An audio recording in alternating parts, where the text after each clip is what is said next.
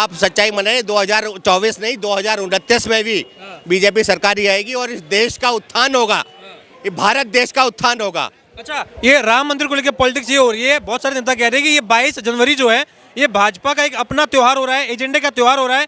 22 जनवरी को राम भक्तों से कोई मतलब नहीं है, बीजेपी का फंक्शन है, तो जो बीजेपी वाले वही जाएंगे उसमें। सर ये आज 500 साल बाद रामलला अपनी जगह पे आ रहे हैं, तो ये एक पूरा ब्रह्मांड का त्योहार है, पूरे विश्व का त्योहार है, समझ गए। सोनिया गांधी कोई काम तो करती नहीं है, उसको वो इतनी अमीर कहाँ से हो गई? वो अमीर हुई कहाँ से, पता हो मुझे? वो सारा पैसा तो हम इंडिया का है। उनकी तो ये पॉलिटिक्स है कि इंडिया को बिल्कुल दबा के रखो। मोदी के खिलाफ कोई का रिप्रेजेंटेशन टिक नहीं सकता। लेकिन राहुल गांधी कह रहे पॉलिटिकली मैच्योर हो चुके हैं आफ्टर भारत जोड़ो यात्रा। राहुल गांधी खुद ही नहीं मैच्योर हैं, मैच्योर होते तो शादी कर लेते हैं। सर 2024 में लोकसभा चुनाव है, घेराबंदी हो चुकी है, इंडिया अलायंस है, दावा कर रहा है कि तानाशाही बढ़ गई है, लोकतंत्र खतरे में है और प्रधानमंत्री मंदिर मंदिर घूमते रहते हैं, मंदिरों से लोकतंत्र और कमजोर होता है, ये कहना है सैम पित्रोदा का। क्या कहना चाहेंगे आप? सर ये जो इंडी जो बना है ये बिल्कुल फेल है और इसका कोई लॉजिक नहीं है इसका। ये आपस में अभी भी टूटे हुए हैं और पहले भी टूटे हुए थे, अभी भी टूटे हुए हैं। इनका कहीं कोई गठबंधन नहीं हुआ, ना कोई गठबंधन होगा और आने वाले टाइम में सिर्फ मोदी जी ही आएंगे, क्योंकि उन्होंने देश के लिए काम किया है, राष्ट्र के लिए काम किया है। राष्ट्रवाद की जो नीति है, वो आज की तारीख में यूरोप में हर देश में राष्ट्रवाद की नीति, क्योंकि राष्ट्रवाद की नीति क्यों मजबूत है? क्योंकि हमारे को अपने देश को मजबूत करना है। राष्ट्रवाद का मतलब क्या होता है? अपने देश को मजबूत करो, ठीक है। देश को मजबूत करने का मतलब ये होता है कि इसमें कोई जाति, कोई किसी का कोई लेना देना नहीं है। हमारे को अपने पूरे देश का जो परिवार है उसको मजबूत करना है।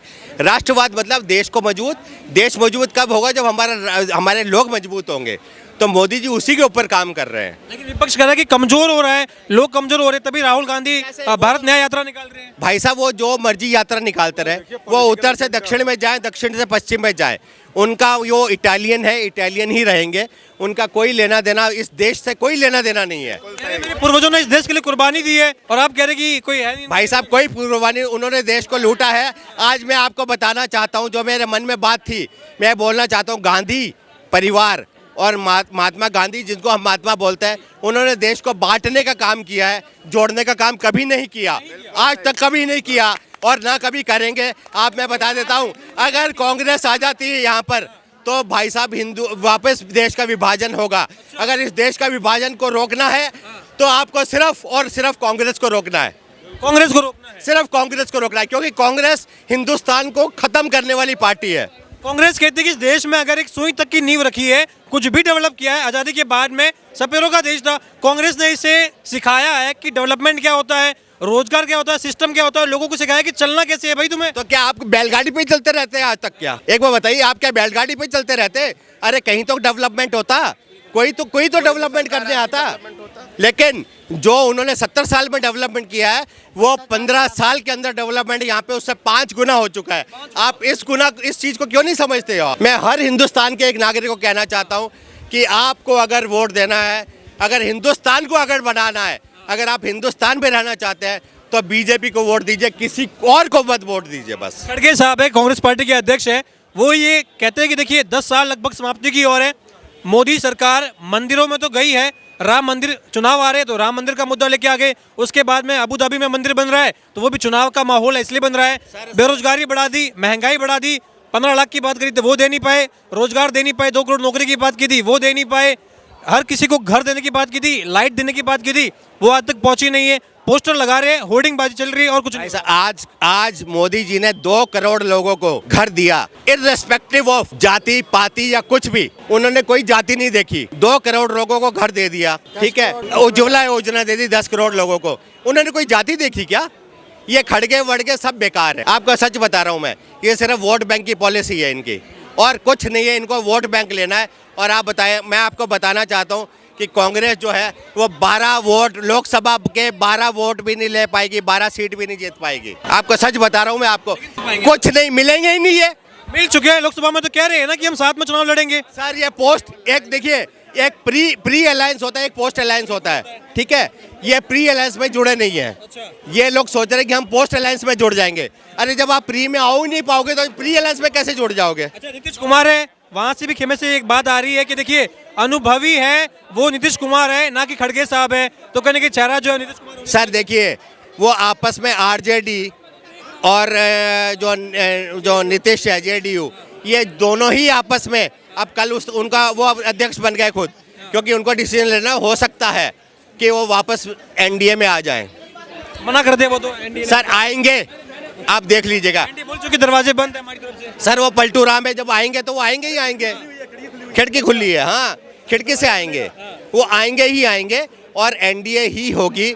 आप सच्चाई मनाए, 2024 नहीं 2029 में भी बीजेपी सरकार ही आएगी और इस देश का उत्थान होगा, ये भारत देश का उत्थान होगा। अच्छा, ये राम मंदिर को लेकर पॉलिटिक्स ये हो रही है, बहुत सारे नेता कह रहे हैं कि ये 22 जनवरी जो है ये भाजपा का एक अपना त्योहार हो रहा है, एजेंडे का त्योहार हो रहा है। 22 जनवरी को राम भक्तों से कोई मतलब नहीं है, बीजेपी का फंक्शन है, तो जो बीजेपी वाले वही जाएंगे उसमें। सर ये आज 500 साल बाद रामलला अपनी जगह पे आ रहे हैं, तो ये एक पूरा ब्रह्मांड का त्योहार है, पूरे विश्व का त्योहार है, समझ गए? ये सिर्फ हिंदुस्तान का त्योहार नहीं है, ये हमारा पूरा ब्रह्मांड का त्योहार है। लेकिन शिवसेना के संजय राउत, शिवसेना बाला साहब ठाकरे वाली शिवसेना, संजय राउत उसके बड़े नेता, उनका ये बयान है कि ये भाजपा अपना एजेंडा बना रही है। सर शिवसेना तो कांग्रेस के साथ मिलकर अपना एजेंडा खुद का खत्म कर दिया उन्होंने अपना जो उनका जो वो अपना वजूद खत्म कर दिया। क्यों बीजेपी अलग हुई उनसे? तो ये जो राम मंदिर का निर्माण है, ये पूरा ब्रह्मांड का निर्माण है। लग रहा है 22 जनवरी जो है वो दिवाली होने वाली है। दिवाली हम मनाएंगे दिवाली। जय श्री राम, हम मनाएंगे दिवाली। अच्छा, कह रहे कि ये भाजपा के पास मंदिर के अलावा और कोई बात करने को ही नहीं है। अभी राम मंदिर की बात कर रहे हैं, बाद में जब चुनाव आएगा तो कृष्ण मंदिर की बात करेंगे, उसके बाद में काशी की बात करेंगे, और ऐसे ही 5-5 साल का एजेंडा इनका फिक्स है। सर उसके साथ में नहीं, उसके साथ में आप डेवलपमेंट देखिए हिंदुस्तान की। आज की तारीख में जितने PSUs हैं, उन PSUs के वो जो PSU कितने प्रॉफिट में चल रहे हैं।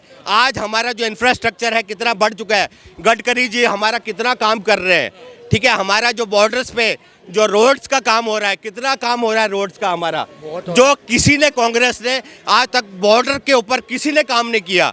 हम बॉर्डर रोड जो है उसके इंफ्रास्ट्रक्चर पे किसी ने काम नहीं किया। हम लोग हमेशा से चाइना और पाकिस्तान से डरे हुए रहे, लेकिन आज की तारीख में हम उनको आंख दिखा सक रहे हैं। क्योंकि हमने अपना इंफ्रास्ट्रक्चर डेवलप कर लिया। हम उनके आगे आंख दिखा सकते हैं क्योंकि हमने अब काम किया उसके लिए। अच्छा, 24 का एक मोटा मोटी क्या रिपोर्ट कार्ड रहा? 10 साल हो गए मोदी के, क्या रिपोर्ट? 400 प्लस सीट, बिल्कुल। अच्छा, कौन कौन से काम है जिनके बलबूते पे आप कह रहे हैं कि ये काम है इन 10 सालों में जो बेहतर काम है और वाकई में इनके बलबूते पे सरकार आएगी, ना कि मंदिर के मुद्दे पे केवल? सिर्फ देश का उत्थान, राष्ट्रवाद, देश के अंदर जो डेवलपमेंट है वो, इंफ्रास्ट्रक्चर का डेवलपमेंट है वो। आपने आज तक कितने भी जो रेल्स, जितने आपको पता है कितनी रेल डिपार्टमेंट को कितना इन्होंने आगे किया है, और कितनी वंदे भारत, ये भारत वो भारत, कभी चली आज तक। नॉर्थ ईस्ट को, सबसे बड़ी चीज़ मैं आपको बताना चाहता हूँ, नॉर्थ ईस्ट को हम इतना क्लोज ले आए हैं भारत के कि नॉर्थ ईस्ट हमेशा कटा हुआ था। मणिपुर जल रहा है, वो तो इन्होंने जलाया, कांग्रेस ने जलाया मणिपुर। पीएम कुछ बात भी नहीं कर रहे, कुछ उस पे जवाब नहीं। सर हर बात पीएम करेंगे क्या? वहाँ के प्रधानमंत्री है। सर एक बात बताइए, मेरी बात बताइए, जो वहाँ के मणिपुर के जो मुख्यमंत्री है, जो नॉर्थ ईस्ट के जो है, वो उनका भी तो कोई काम है ना सर। हर बात के अंदर प्रधानमंत्री थोड़ी आके जवाब देंगे। प्रधानमंत्री ने अपने नीचे इतने लोग क्यों रखे हुए हैं?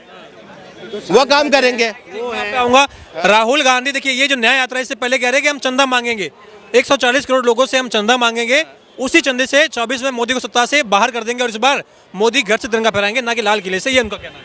ऐसा है, ये चंदा क्या, इनके अमेरिका में होटल हैं, इनको इटली में, अमेरिका में इतने होटल बने हुए हैं। अब आपसे एक बात पूछता हूँ। बिल्कुल पूछिए। जयपुर में जयराजगढ़ का वो होता किला है, उसमें से जो इंदिरा गांधी ने, आमेर किले की बात कर, किसकी बात कर रहे हैं आप? जयराज का किला, अच्छा, वहाँ पे सोना चांदी था वो। हाँ, इंदिरा गांधी ने, वो कहाँ है? वो कहाँ है बताओ मुझे। वो ट्रक गायब हो गए नहीं वो कहाँ है फिर, तो वो पैसा कहाँ है। अब मुझे बताओ, सोनिया गांधी कोई काम तो करती नहीं है, उसको वो इतनी अमीर कहाँ से हो गई, वो अमीर हुई कहाँ से पता हो मुझे। वो सारा पैसा तो हम इंडिया का है, उनकी तो ये पॉलिटिक्स है कि इंडिया को बिल्कुल दबा के रखो, और कोई पॉलिटिक्स नहीं है। हिंदुस्तान को आगे नहीं होने देना। प्रधानमंत्री बोलते भी है कि जिनका मन इटली में है वो भारत को समझ नहीं पाएंगे। सर आपको बता दूं मैं, सोनिया गांधी और जो कांग्रेस है परिवार है, ये केजीबी और जो अमेरिकन इंटेलिजेंस एजेंसी है, ये उनके सदस्य थे। ये सारी इन्फॉर्मेशन उनको देते थे, चाइना से ये मिले हुए थे। भारत को ये चाहता ही नहीं थे कि कभी तरक्की मिले। मैं आपको आज सच्चाई बता रहा हूँ कि कांग्रेस परिवार कभी भारत के फेवर में नहीं रहा। ये सब जो है इंटेलिजेंस, जो यूएस और केजीबी और इनके एजेंट थे। ये मैं आपको सच्चाई बता रहा हूँ, मैं आपको, ये उनके एजेंट थे। ये इन्होंने उनके लिए काम किया, भारत के लिए किसी ने कोई काम नहीं किया। भारत के लिए जिसने काम किया है वो सिर्फ मोदी जी है। सिर्फ मोदी जी है। अच्छा, मोदी जी के अलावा जब इतने नाम है विपक्ष में, खड़गे साहब भी है, शरद पवार भी है, नीतीश कुमार भी है, कि उन्हें कहते हैं कि वो अनुभवी है, उन्हें राइट विंग के साथ भी काम किया है, लेफ्ट के साथ भी काम किया है, मिडिल के साथ भी काम किया, अनुभव है। कोई नेता है जो मोदी को सीधा चैलेंज कर सकता है 24 के चुनाव में? नहीं, बिल्कुल नहीं, कोई नहीं दे सकता। मोदी के खिलाफ कोई का रिप्रेजेंटेशन टिक नहीं सकता। लेकिन राहुल गांधी कह रहे पॉलिटिकली मैच्योर हो चुके हैं आफ्टर भारत जोड़ो यात्रा। राहुल गांधी खुद ही नहीं मैच्योर हैं। मैच्योर हो तो शादी कर लेते अपनी। अच्छा, अभी मैच्योर नहीं है वो। राहुल गांधी की क्या बात कर रहे हैं। कांग्रेस के इतने लंबे शासन में आपको बताऊं, बच्चा जब बड़ा होता था और जवान होता था तब एक पुल बनता था। मैंने खुद देखा, जब हमारे बचपन में पुल बनना शुरू हुआ, जब जवान हो गए तब वो पुल चलने लायक हुआ। आज की तारीख में 6 महीने में, 1 साल में मेट्रो चालू हो जाती है। मोदी ने, आप देखिए, अनएम्प्लॉयमेंट की प्रॉब्लम्स को सॉल्व किया।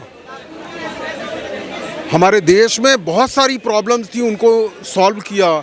गरीबों को अनाज देने का काम किया, पक्का मकान देने का काम किया। किसी ने नहीं किया।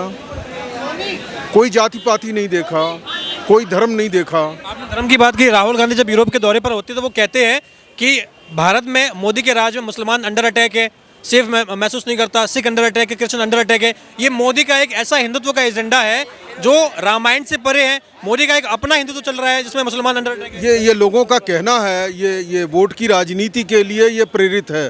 ये इनका जो राहुल गांधी का, खुद आप पूर्वज देख लीजिए कौन थे। उनके खुद ही पूर्वज मुसलमान, उधारी ब्राह्मण है राहुल गांधी, तो क्या बात है। तो अब वो जो भी कहें, उनके पंडित है प्रियंका वाड्रा, उनके खुद ही पूर्वज मुसलमान थे। और उन्होंने, आप एक बात बताइए, राहुल गांधी कांग्रेस की बात करते हैं। कांग्रेस के ज़माने में इतना लंबा शासन रहा, क्यों मुसलमान अनएजुकेटेड रहे? उनके बच्चों को क्यों नहीं पढ़ाया गया? क्यों नहीं पढ़ाया गया? अब क्यों चिल्ला रहे हैं? अब तो एजुकेशन ज़्यादा हो रही है। अभी तो इक्वालिटी और जस्टिस की बात हो रही है। पहले अनइक्वालिटी की बात होती थी। तो अभी हो रहा है, जस्टिस हो रहा है अभी मोदी के। बिल्कुल जस्टिस है। बिल्कुल। नया यात्रा क्यों निकाल रहे हैं फिर? मणिपुर टू मुंबई। देखिए, अपोजिशन का काम ही है ये सब काम करना। अपोजिशन का काम ही है वोट पॉलिटिक्स के लिए जो है अपनी राजनीति करना। उसमें मतलब लोगों को बिलीव नहीं करना चाहिए। आप 24 देखिएगा, 24 में 400 सीट आएगी बीजेपी की। लेकिन जैसे ये 22 जनवरी को राम मंदिर का शुभारंभ हो रहा है, बहुत सारा विपक्ष ये भी कह रहा है कि हमें इनवाइट नहीं किया गया, हमें बुलाया नहीं गया। भाजपा जो है हमें बुला नहीं रही। अखिलेश यादव कह रहे हैं हमें नहीं बुलाया आपने। भगवान का काम है, हमको तो नहीं बुलाया ना, हम तो वैसे ही जाएंगे। वो अपने आप को इम्पोर्टेंट क्यों समझते हैं? अगर वो देश के नागरिक है तो उन्हें इम्पोर्टेंट नहीं समझना चाहिए। वो अपने आप को इम्पोर्टेंट क्यों समझते हैं?